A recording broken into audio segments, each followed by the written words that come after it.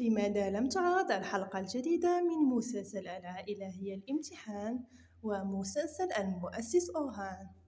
تزايدت التساؤلات في الساعات الأخيرة حول مصير مسلسل العائلة هي الامتحان بعد عدم عرض حلقته الجديدة مساء الثلاثاء على قناة آتيفي. ما أثار حالة من القلق لدى الجمهور حول ما إذا كان العمل قد انتهى أو تم تأجيله فقط.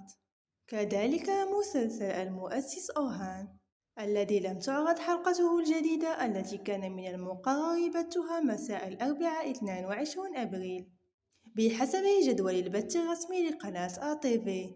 لم تعرض الحلقة 14 من مسلسل أخي والحلقة 22 من مسلسل مؤسس أوهان في موعدهما المعتاد، حيث تم استبدالهما ببث مباراتين من بطولة كأس تركيا لكرة القدم، وذلك في نفس توقيت عرض المسلسلين.